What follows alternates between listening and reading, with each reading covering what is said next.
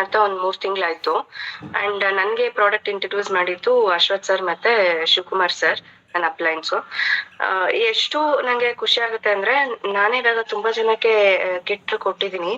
ಅವರು ಯೂಸ್ ಮಾಡಿದ್ದು ಫಸ್ಟ್ ಡೇಗೆನೆ ಎಷ್ಟೊಂದು ಶೇರ್ ಮಾಡ್ಕೊಳ್ತಾರೆ ಇನ್ಫಾರ್ಮೇಶನ್ಸ್. ಮೇ ಬಿ ಚಿಕ್ಕದಾಗಿರ್ಬೋದು ಅದು.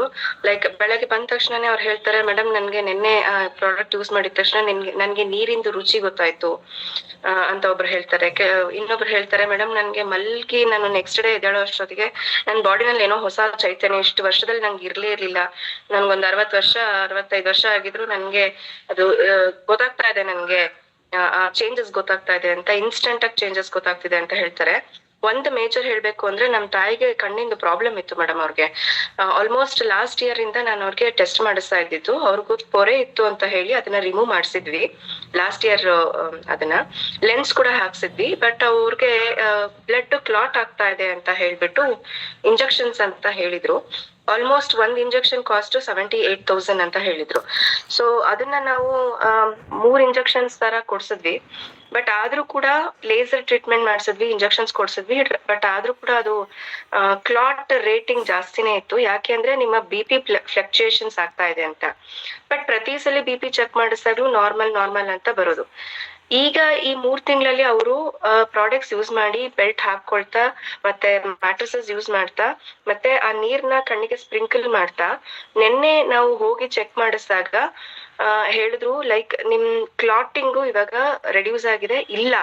ರೆಡ್ಯೂಸ್ ಇಲ್ಲ ಅಂದ್ರೆ ಇಲ್ಲವೇ ಇಲ್ಲ, ಕ್ಲಾಟಿಂಗೇ ಇಲ್ಲ ಈಗ. ಸೊ ನಿಮ್ಗೆ ಸ್ಪೆಕ್ಸ್ ಅಷ್ಟೇ ಚೇಂಜ್ ಮಾಡ್ಕೊಡ್ತೀವಿ ಅಂತ ಹೇಳಿದ್ರು.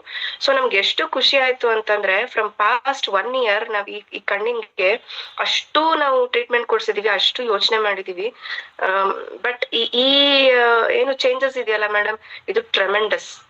ಸೊ ತುಂಬಾ ಖುಷಿ ಆಗತ್ತೆ ಈ ಎಕ್ಸ್ಪೀರಿಯನ್ಸ್ ನ ಶೇರ್ ಮಾಡಕ್ಕೆ. ನಾನು ಹೆಬಾರಿಯಂ ಪವರ್ ನ ಯೂಸ್ ಮಾಡ್ತಾ ಇದ್ದೀನಿ. ನನ್ಗೆ ಮೈನ್ಯೂಟ್ ಚೇಂಜಸ್ ಅಂತಂದ್ರೆ, ನನ್ಗೆ ಹೇರ್ ಫಾಲ್ ತುಂಬಾ ಆಗ್ತಾ ಇತ್ತು ಮೇಡಮ್. ಒಂದ್ಸಲಿ ತಲೆ ನೀರ್ ಹಾಕಿ ಒರ್ಸಿದ್ರೆ ಸಾಕು, ತುಂಬಾನೇ ಹೇರ್ ಫಾಲ್ ಆಗೋದು. ಮತ್ತೆ ಬಾಚಿದ್ರೆ ಸಾಕು, ಬಾಚನ್ಗೆ ತುಂಬಾ ಕೂಲಿರೋದು.